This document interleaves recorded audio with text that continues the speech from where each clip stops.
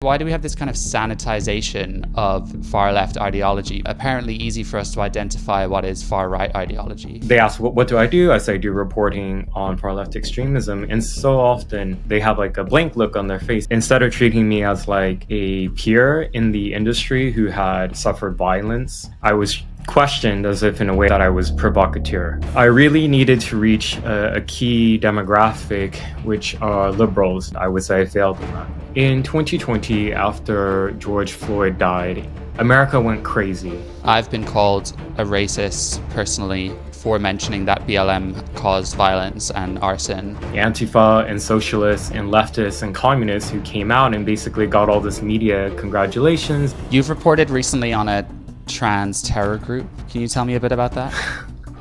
I have coined a new term for this Antifa 2.0 as Tran-Tifa. Borders, nation states, criminal justice system, law enforcement, they want all of that abolished. There's a trail of bodies. These people who all have degrees, they're extremely brilliant in math and science.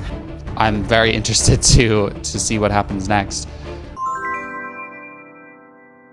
Hello everyone, I hope you are enjoying this conversation, and if you are, please take this moment to subscribe if you're not already subscribed. I know a lot of you watch my videos but are not subscribed, and hit the like button now while you're at it, and this will help push my videos out to as many people as possible. And with that said, let's get back into it. Andy No, journalist, friend, and author of Unmasked, welcome to my podcast. Thanks for being here. My pleasure. Thanks for having me on. This is my... Yeah, so let me see your book. So Unmasked, Inside Antifa's Radical Plan to Destroy Democracy. So this came out a few years ago, right? Yeah, it came out in 2021. I mean, it's not very modest to say I'm proud of my own work, but this, it's my first book. It's my only book so far.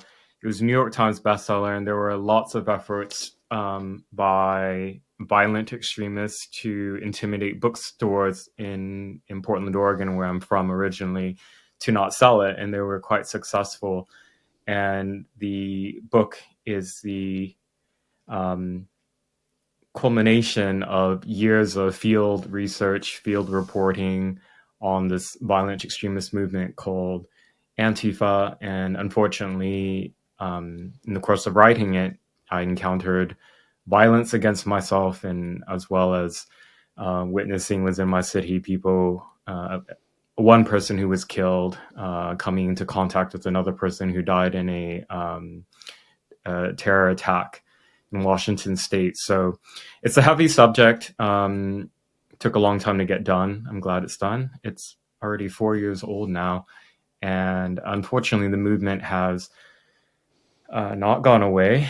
It's grown into, I would say its current iteration has incorporated in more transgender ideology than before in the early years of my reporting on Antifa. And therefore, I have coined a new term for this Antifa 2.0 as Tran-Tifa, which sounds on the surface funny. I mean, usually the response is people laugh because it sounds like a joke. Guilty. But it is describing a militant aspect of transgender activism in Western countries where trans militants who describe themselves as anti-fascists incorporate the modus operandi of using violence and intimidation and even domestic terrorism in order to try to further their political agenda, which is, to simplify, believe and go along with what we say or submit to it, or you will be subjected to violence. I feel like with Antifa, this language is so important because Antifa means anti-fascist, right? So I think to your average pedestrian person who just is not involved in politics or doesn't know anything about this would hear that and just, their first thoughts would be that it's a good thing. Whereas a lot of the more fringe right ideas that we're familiar with, like, neo-Nazism, everyone recognizes that immediately as a bad thing and an extremist thing. How important is this use of language with the term Antifa, and how did all of this start? I'm sure you and your listeners and viewers will have observed that the political left, the activist left, is generally very good and clever when it comes to branding, public relations, and language and names. So, a part of how they've been able to do that is to redefine commonly understood words or concepts to mean entirely different things. So, to their base, they understand what it means, but to the normie, to the wider public, people understand it in the traditional way, and therefore it's not seen as extreme or violent or threatening. And that's part of the brilliance, I would say, of Antifa and their sort of allied far left extremist movements who take on this language themselves, because then they always fall back on, we're simply anti-fascist. If you're against us, well, that means you're a fascist, right? And they think that kind of just shuts down the conversation. And if we had a competent legacy media, there would be pushback against that sleight of hand. But we just have a press that goes along with it. I mean, it's been almost a decade of this where I've seen the media would just refer to Antifa as anti-fascist. And there's no caveat that, I mean, anybody can call themselves whatever, but if behind that name is the explicit use and advocacy of terrorism and criminality, violent criminality, might I add, that's the part that matters, and that's why I've spent so many years of my journalism and unfortunately had to suffer a lot of consequences for trying my best to expose it. And I was successful in some part and failed in other ways. I was successful in that, I would say, to the American right. They fortunately have read a lot of my reporting, supported my book, obviously, and have invited me on to on mainstream television and radio. But I really needed to reach a key demographic, which are liberals, and I would say I failed in that. And it's a big regret I have. A lot of it was out of my control, and I wrote about this a bit in some of the chapters of my book, where it was really quite shocking to me early on in my journalism career. This stemmed from my times when I was a graduate student at Portland State University, and after, how before I was even a public figure, but when there was legacy media reporting on my work, the response from liberal media was to really try to frame me as some sort of far-right extremist immediately. And they would do things that were so unethical, deceptive, and were lies, such as using statements like he has associations with X, Y, and Z without any evidence, without reaching for me for comment. And they would just put it out there. And then you have publications A, B, and C, and D who then will repeat this and link back to some whoever publication that just makes this vague accusation. And it goes on and on and on. So when this is done enough within liberal media, then it creates this echo chamber where a person can become persona non grata in a way within liberal spaces. So, I mean, once upon a time, I was interviewed on CNN before. That's not a place that would have me on anymore. So, this is what was their attitude towards you then? The presenter was actually skeptical of a lot of my claims, which is fine. I mean, a good news presenter needs to ask questions and pressing ones, so that's fair. I thought it was a bit. I was invited on after I was beaten in 2019 by Antifa, and I came on and my face was like half bruised and had all these scabs on it. So you could see that I was physically injured. A mob beating had happened, brain hemorrhage had happened, a hospitalization had happened. And instead of treating me as like a peer in the industry who had suffered violence for engaging in First Amendment protected activities in the United States, I was questioned as if in a way that I was provocateur because I was there with my camera.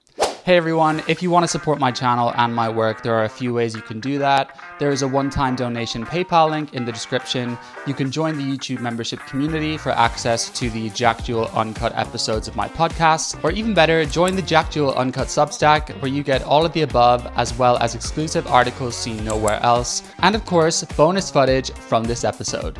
The Southport riots did surprise me.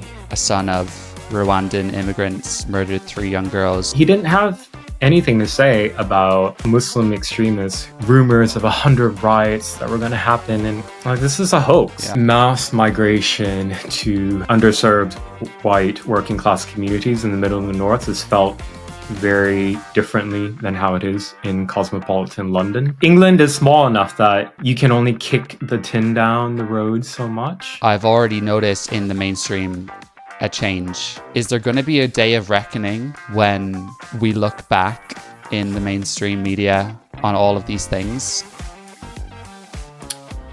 Link is on screen and in the description. I feel like what you're describing, when I watch any mainstream media or just in general discourse, you hear the term far right, it's very commonplace. Sometimes it describes something accurately. You can argue a lot of the time it's an exaggeration. However, we just never hear the notion of the far left except in independent media, on X, just different political commentators using the term. In terms of the mainstream, I feel like there's no movement at all that will ever be described as far left, even if they have quite radical ideas pertaining to, socialism and communism. Why do you think this is? Why do we have this kind of sanitization of far left ideology, but then it's so easy, apparently easy for us to identify what is far right ideology? So between the three of us, we're linked to 3 countries, right? Myself, United States, you, Ireland, and then now we're both in the United Kingdom. And so we can look at a media landscape from a decent sample size. I mean, within those 3 countries, that's a lot of English language publications. My observation is that generally, journalism, at least in the legacy media, has for decades now skewed center-left. That's just sort of been the baseline. And in the United States, going back more than a decade now, there was just this creep towards the woke left, or at that time, they used different terms like social justice warriors, political correctness. Those are earlier iterations describing the same ideological phenomenon. And those type of ideological changes in newsrooms was also reflected, I think, in the UK and also in Ireland. And so when you have a newsroom where journalists and reporters are, for the most part, on one political aisle, even if they try their best to be straight news reporters, certain terms and concepts will feel very anathema to them, such as far left or extreme left. It's not a term that counter-extremist researchers use very much, not because it doesn't exist, but also because those nonprofit organizations, they usually receive government funding. They are also compromised as well. And these are the anti-hate organizations that will say ostensibly that they're tracking extremism, but it's only tracking one type. So journalists will go to these so-called experts for comment, and everything is always directed to a narrow lens on right-wing extremism. which exists, but is also exaggerated Hmm. for political reasons. And so I've so often come across people normies, who I guess would be centrists. They're not, I mean, these aren't radicals, they're just normies. And they ask, what do I do? I say, I do reporting on far left extremism. And so often the reaction I get is they have like a blank look on their face. They're not familiar by that concept even. They don't really put it together. They're like, what do you mean? Can you give examples? Um, and then when I bring up, for example, like Black Lives Matter in America, they're like quite shocked or even offended because they think of the name as a slogan. So their response is, how can that be extreme if it's fighting for racial justice? So then we're back to sort of square one, and that's been a big difficulty with the ignorance of the public, not because it's necessarily the public's fault, but because the channels for receiving information has been so biased. And I mean, Yeah. once upon a time, X, then Twitter, was a very, very different place. I do a lot of reporting now on gender extremism and trans extremism.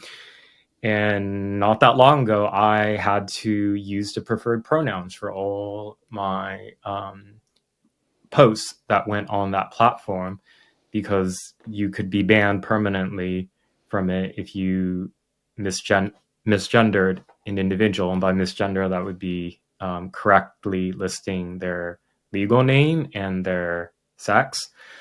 So that was the world we were in, and things have changed, and people have short memories. But that was the space that Yeah. all journalists operated in, even conservative journalists such as myself.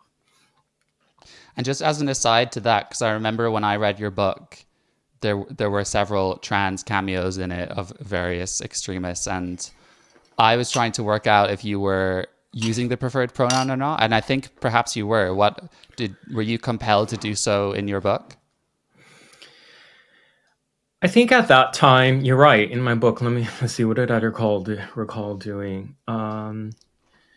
I did use the preferred pronouns in my book. If I were to update it for like a third version now, I would change, and then I would caveat that with this individual identified as a woman, but it's a biological male, something like that.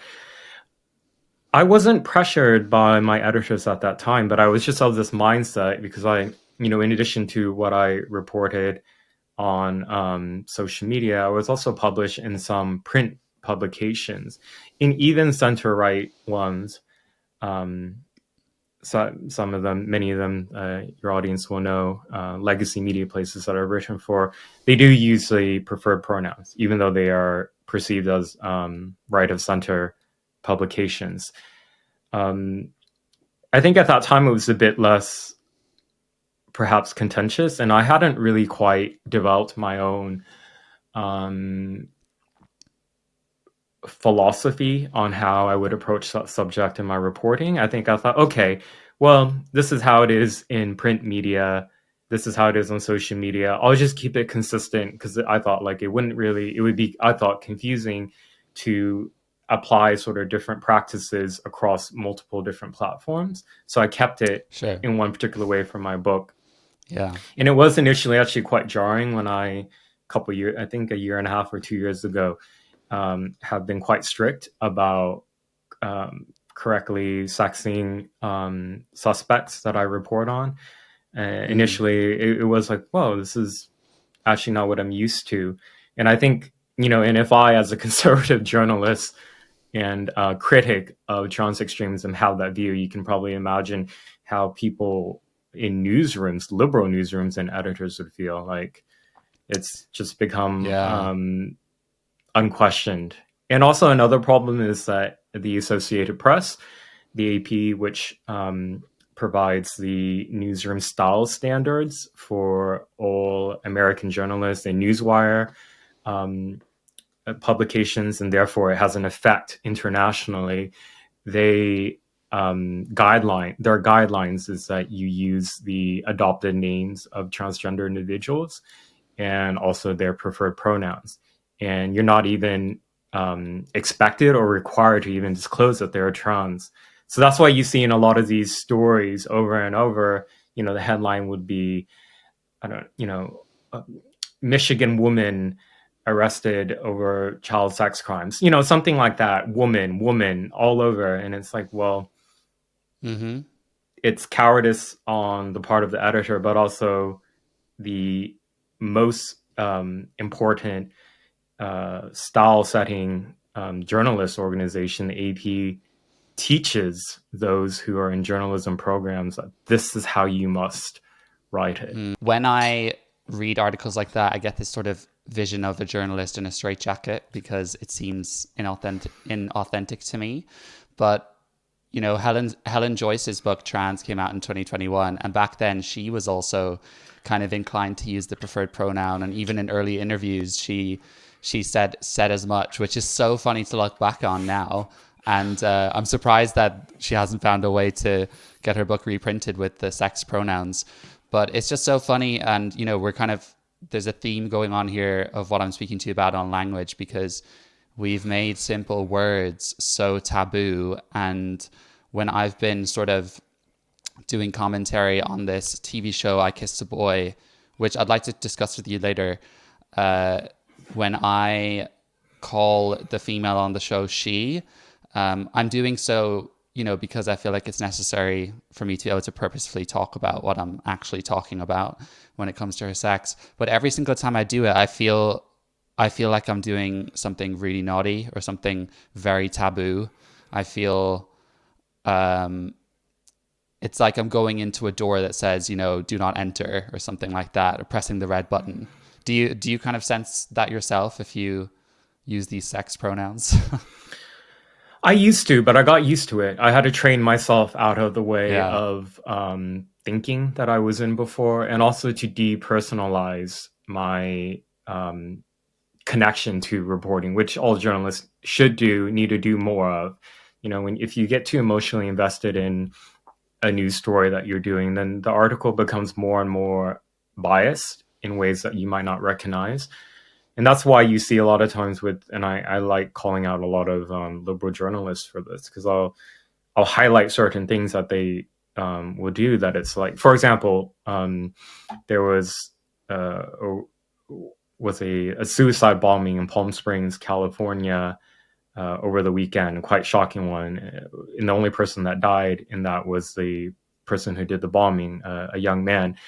And the bombing was at a pregnancy clinic, so they provide IVF and other pregnancy-related type of medical services to people. And these liberal journalists with the LA Times, like, just interviewed and quoted random things that were completely reckless to include in a story. So they included quotes from somebody who said, "Oh, I fear that this is an attack on the LGBTQ community." Like, there's no evidence. Like, at that point, we didn't even know the identity of the person who did the bombing, much less ideology. Another person quoted also expressed fears about this being a far right attack. Again, no evidence for it, but a lot of journalists, what they do is, instead of quoting themselves, because you can't do that, obviously, they'll find somebody Yeah. to basically say the quote that they want to plant that seed out. And now these LA Times journalists, there were 7 of them that worked on this story, professional, all credentialed people who graduated from good journalism programs. They look quite stupid because the manifesto was quite discovered pretty quickly. And the person who blew himself up was this radical anti-life extremist who was on Reddit, and he espoused what he wrote was this was warfare, that was his word, on the pro-life and pro-natal movement. So anyways, this is just, one example on a mountain of examples, just from my country, of anything that's related to anything that can be politicized to sort of impugn the right or certain groups that these journalists want to target ideologically, they'll do it through these Yeah. news stories. And coming to mind, I think the only publication in the UK that can use sex pronouns is the Spectator, and everywhere else is still, even the Telegraph is still banging the drum of their preferred pronouns. I think what you said earlier about how effective the left have been at this is a really important point, because I think the center and the center right response to, you know, the new left or the woke left is to ridicule and mock. And while I think that obviously is good in exposing some of their insane ideas, I just don't think enough credence is given to how effective they've been, because they're experts at weaponizing language. And, you know, it's the same with that group Hope Not Hate. You know, of course, you know, why would you not like hope? And then there's very sinister undertones in their far leftism. You talked about, you know, BLM, and I think now a lot more people are familiar with that, how disgraced they are. But to your average person, I think it's still very difficult to raise BLM as a topic and criticize it. And I've been called a racist personally, for mentioning that BLM caused violence and arson, without even going into more detail. So I'd love to just kind of understand what was this connection of Antifa to BLM, because I noticed, I think you've mentioned before, that Antifa tend to piggyback off other movements to spread their anti-capitalist, anti-nationist worldview. And when I was at the Reform UK conference in Birmingham, for example, there was a small group of teenagers, basically, and young university students chanting about having no borders. They also had Queers for Palestine symbols, and then they were flying the Antifa flag as well. So I just think it's really difficult to make sense of what Antifa is. You know, people say it's not an organized movement, and then you see it kind of embedded in these other Palestine marches, trans protests, and then BLM. So how did it get meshed with BLM? And then maybe we can come back on that point about how they sort of tend to manifest as a part of other movements. So because most people have short memories, I'll have to do a little storytelling that goes a little bit back in time. In 2020, after George Floyd died in May, America went crazy. And to an extent, there was an effect on the rest of the world as well. There were countries, in Western countries, who also had numerous protests. Some of them were violent, of course, in the UK and Ireland and across Europe as well, in solidarity with the BLM movement.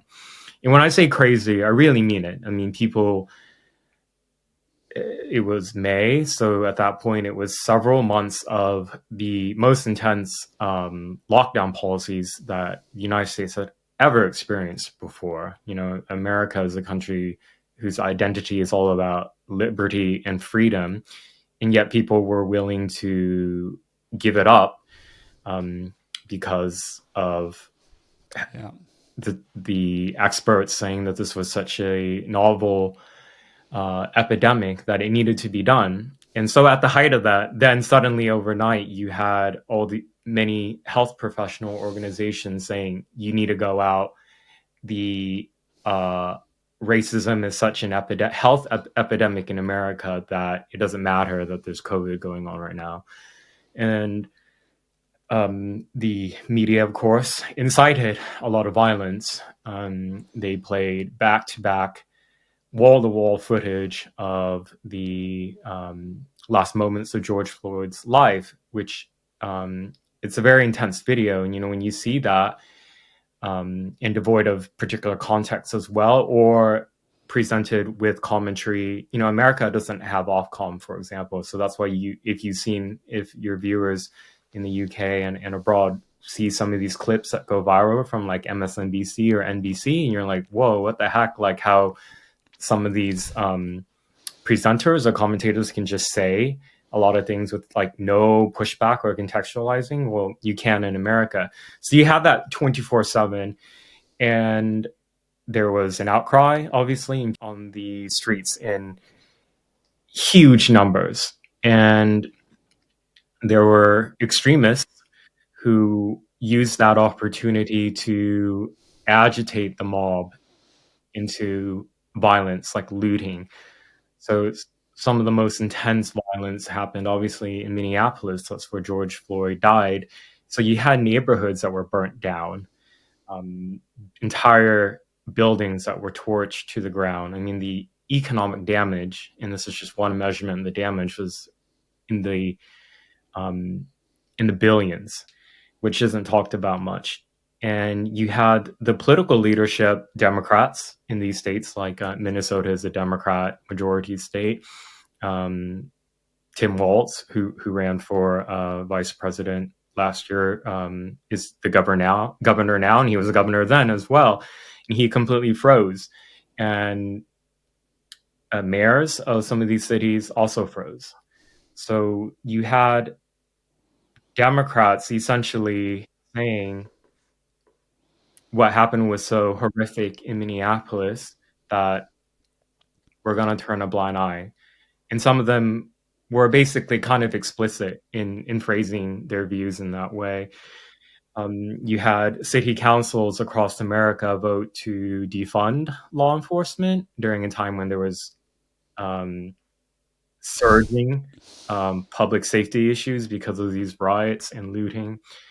And, you know, at the end of the day, how it's been all reflected is that these were racial justice protests that needed to happen. But if you look at sort of the outcomes of what did it actually produce, well, it brought in tens of millions of dollars for Black Lives Matter Global, which is the official nonprofit organization in the U.S. for it. And how some of that money was spent was on hiring family members to be paid as contractors with very big salaries, very expensive properties, and just wasted money. I mean, it was a big grifting program. But people poured in the funds. So many of these bail funds were set up as well at different states so that rioters who engaged in violence had immediate access to cash bail money and also free legal defense. I mean, the legal profession in the US, there are so many networks and organizations of really ideologically radical lawyers in a way that you don't see in the UK. I would say that the UK has higher ethical standards for attorneys, you know, barristers, where in the US you have some who are extreme, I would say, and some of them were involved in the riots and got arrested. I documented that in my reporting.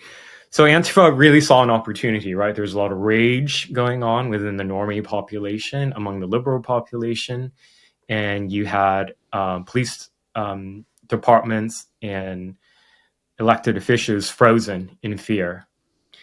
And that was an opportunity then to go in and carry out acts of violence themselves or to agitate a protest mob into becoming a riot mob. And the worst violence was in Minneapolis, but the longest violence happened in Portland, where I was from, and I was staying at that time. So I went out undercover to document it in 2020, discreetly recorded things and took notes and observed. A lot of it went into my book. And it still feels a little bit surreal thinking back now on almost 5 years, where, you know, in May 2020 is when it happened. So we're 5 years on, and it feels almost like it was just last year that all this happened.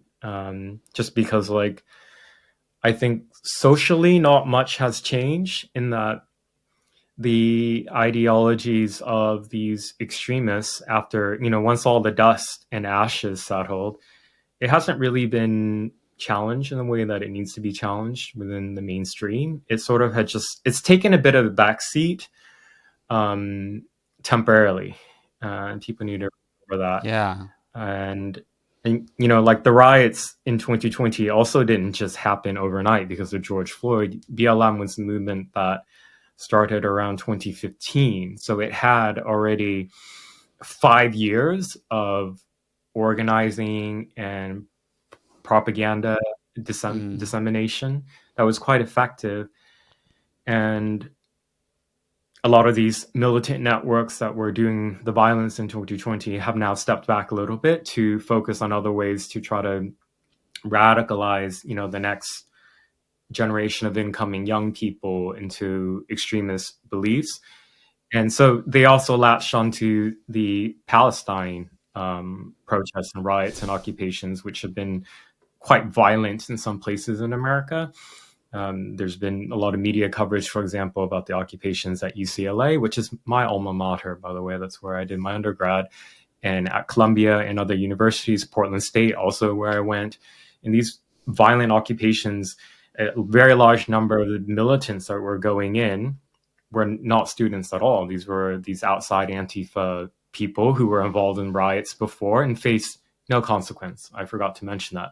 That's also why the violence went on for so long, because you had in the United States, prosecutors are elected politicians. So if you have a place like Portland or New York City, where it's very, very liberal, and you have people engaging in political protests that is violent, but for a left-wing cause, the prosecutors will be disinclined to pursue criminal charges against people who are arrested. So then you have this open door of people getting arrested and then getting out the same day, and then that following night allegedly engaging in violence again and again and again. You had some people in Portland who were arrested 8 times and were never criminally prosecuted because of the DA system. So the U.S. it's a big story. I'm thankful that in the UK, the Crown prosecution is set up in a different way, where it can be politicized than it is, but I feel it's not vulnerable to some of sort of the same exploits that the American system does have. Yeah, that's an interesting point, because I was going to reflect on the fact, Keir Starmer, our prime minister and leader of the opposition at the time, him and Angela Rayner, his deputy, they took the knee in solidarity while these protests and riots were going on, and posted this online. Just before we move on to something else, I just want to ask about this connection of trans and gender ideology with Antifa. So what's going on there? So Antifa exists and radicalizes and recruits and keeps itself going only in opposition to something or several things, right? So obviously they say that they are opposing fascism, but they oppose many, many other things as well. Borders, nation states, criminal justice system, law enforcement, the rule of law. They want all of that abolished. They have a revolutionary agenda, and they believe from the ashes they can create a utopia. But you can sort of just look at places of where they've within their own spaces of where they have power, and you see it's rubble and it's ash and it's shit.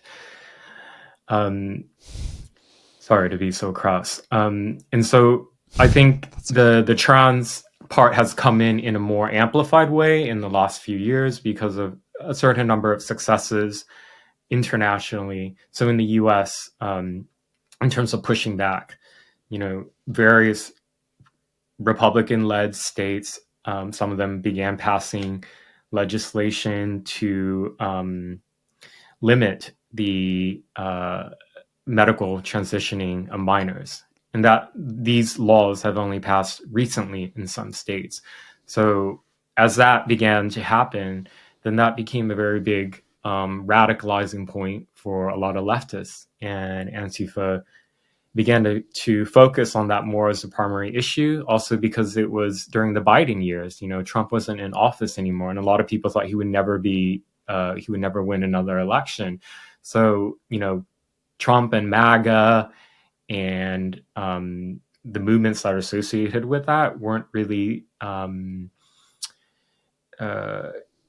they weren't really powerful as recruiting hooks for leftists during the Biden years, but they could focus on things like protecting trans kids, again, falling on slogans that sound nice. Who doesn't want to protect children, right?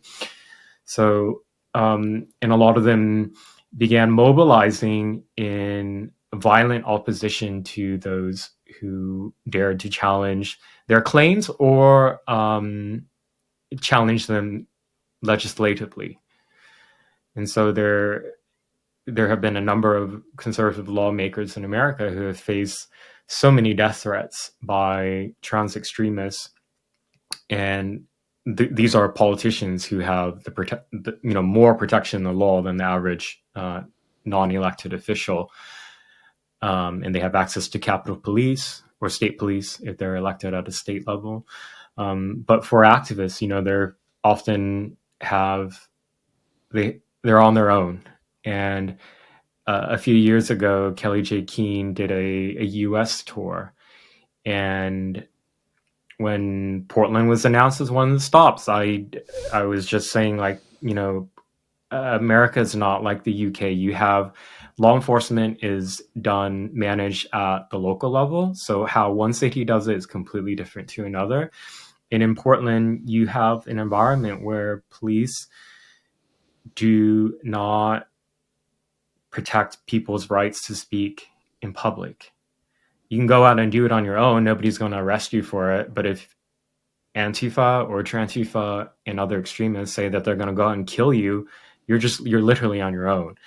And so I remember her stop in Portland, her tour stop in Portland. Portland had to be canceled because there was an Antifa member who was making violent threats and was encouraging people to donate to a fund so that he could buy weapons. So, that's the environment in Portland. And I would say it's pretty bad in some places in the UK. I think in Manchester and in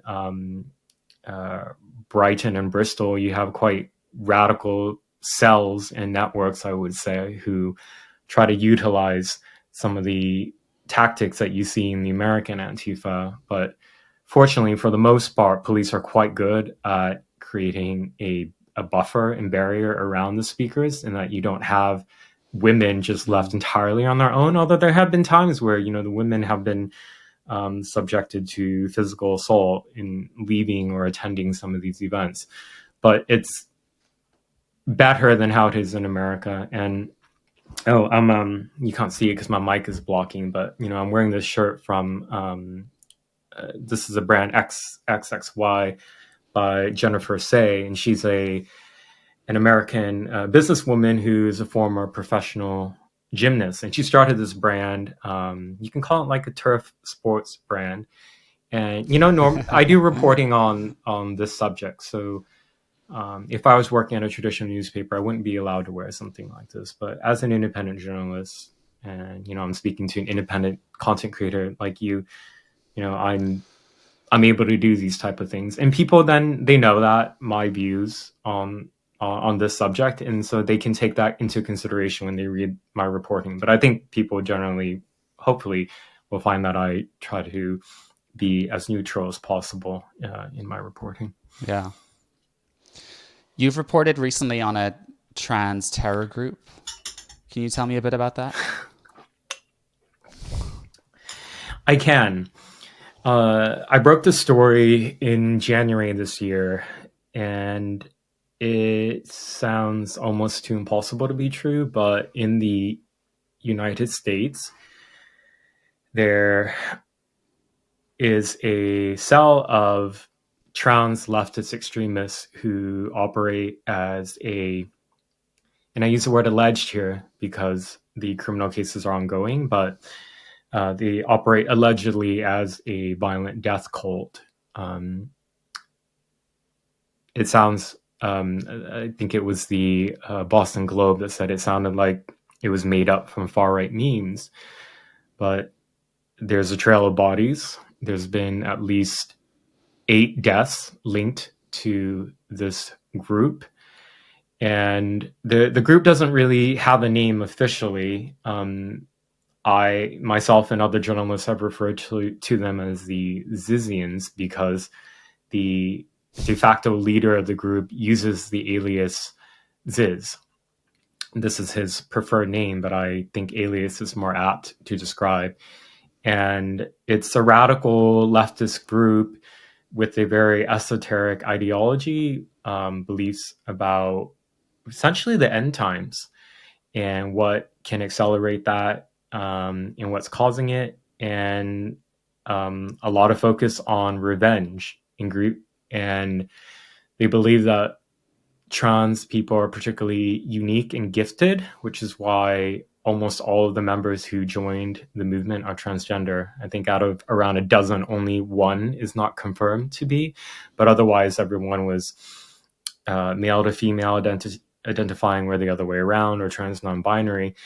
And some of the alleged victims of this group in the US over the years were killed in really horrific ways. And you might have to censor this for YouTube, but throat slitting, impalement, getting shot in the head. Some of their members were allegedly encouraged to commit suicide, and they did it. So that is why the body count is so high. And when I first broke this story, because there was a border agent in Vermont near the Canadian border who was killed on Inauguration Day, and I started digging into once the names of the one person. So he was killed. One of the suspects was killed in the shootout, and then a third person was apprehended. And once the names was released of who was in custody, I started digging, and it's like, there are like links with all these people across the US, like through marriage or through social media. And it was the social media posts show that these were like radical anarchists as well. And I just kept digging, and it was really hard to believe. I was just like, I can't believe that there was essentially a death cult of trans people that had operated for years in the open in the Bay Area of California, and then they moved to different parts of the US once they faced any scrutiny, but not real scrutiny in terms of like actually being imprisoned. And my reporting on that is still ongoing. You have multiple people who have been apprehended and are in custody. So there's 2 that will have a trial later on this year in California for murder and attempted murder. You have 3 that were arrested in February in Maryland when they were on the run, and they were caught in a really rural area. And then you have some who are just missing. We don't even know where they are. So it's a scary topic because they have long memories. Some of the people that they are alleged to have killed, they spent years thinking about revenge, allegedly. So the legacy media hasn't been interested in reporting on this for reasons that your audience can probably guess why. I mean, it doesn't look very good for the trans movement when you have a group that is so focused on transgender ideology allegedly killing a lot of people, and a lot of the writings is focused on punching Nazis and taking revenge on your enemies. So the ideology is very much framed within this sort of Tran-Tifa philosophy of my way by any means necessary. Yeah. Someone who a counter argument to kind of why the trans thing is relevant here, someone would say, oh, well, they just happen to be trans, and anyone can commit crime. And if there are regular terrorists, then there are going to be trans terrorists. Do you have any ideas about the connection between this trans identity and, obviously such extreme behavior? Because obviously, as you know, and most of my audience will know, people identify as trans for various reasons. You could be a male with a fetish. You could be a gay male. You could be a female who just is very political and starts identifying as non-binary. What is the connection between violence and trans here? Because my sort of theory largely is that a lot of the really pushy, dogmatic ideas have started with and continue to be perpetuated by autogynephilic males who seem to be the most domineering. So that's this kind of sexual fetish kind, and then they tend to kind of bring other vulnerable people along with them, including gays, lesbians, and autistic people. You know, do you think there's a link between this, perhaps males who have autogynephilia and violence? Like, what are we seeing there?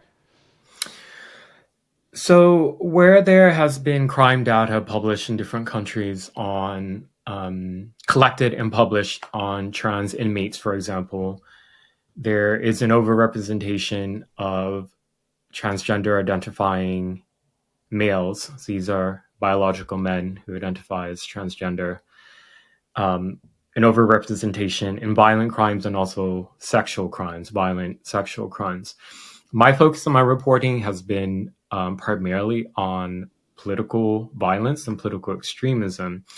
And so my analysis is different, right? I am not looking overall at sociology and what hypotheses that are out there on trans and correlations between certain criminal behaviors generally. I have observed, though, in my reportings that the grievances, often quite baseless, of trans radical extremists is legitimized in nonprofit organizations, in advocacy organizations, and by politicians and also media, to the point where you see a normalization of quite violent extremist rhetoric at a lot of these protests. That's not even, people don't even bat an eye. In the US, for example, at any given trans protest, you'll see shirts and signs that say things like protect trans kids or else, and then there's an image of a knife, or there's an image of a rifle or some other firearm, which is very threatening, right? In the UK, you've seen other violent imagery used against J.K. Rowling and other individuals who speak out. And that's sort of just part of the political environment of the mainstream trans movement. And my observation is that that is more of a recent phenomenon, a radicalizing of the political agenda of some transgender extremists. And I mean, do you know, for example, with this specific group that you've reported on, have they drawn in people that have already identified as trans, or do you know if they're sort of being drawn in and then they start to identify as trans? there's evidence for both. Right. There was one person who was a man who knew Ziz and was not transgender, and ultimately didn't join the group, but was kind of on the periphery. And he was allegedly, well, this is according to what Ziz wrote, Ziz was trying to convince this man that he was actually transgender. There was another person who identified as with all genders or bi gender, and then in the end ultimately identified only as just transgender. So there's like some evidence that that was kind of part of, you could call it the grooming process, right? And particularly with the Zizians, the Ziz had lots of writings about the trans brain, and so it was very much part of his project, you could say. I don't know if he envisioned himself making like alleged gang of violent trans people, but the writings seem to suggest that the people who joined were. And they were also all very high IQ, by the way. This is not like a ragtag group of street riffraff who just got together. These are like people who worked for Google as engineers, people who worked for NASA. I mean, the leader of the group, Jack Lesotho, who used alias Ziz, he worked for multiple consecutive summers for NASA. These people who all have degrees, they're extremely brilliant in math and science. So it's a very it's something like we've never seen before. It's like you have geniuses, trans ideology, grievance ideology, anarchism, and then also other esoteric beliefs and that's come together into this group that's been able to, for many years, essentially operate in the open, and they were never seen as a threat. And I think that was for political reasons. I mean, even when they were accused of other criminal activity going as far back as 2019, prosecutors and police departments in California just dropped the ball continually. And I think that was probably for politically correct reasons. Nobody wants to be seen as like persecuting trans activists, right? And that's kind of how this group presented themselves on the surface.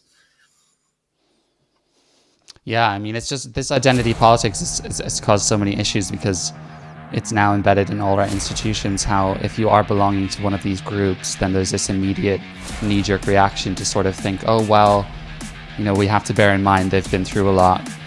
So I'm very interested to see what happens next.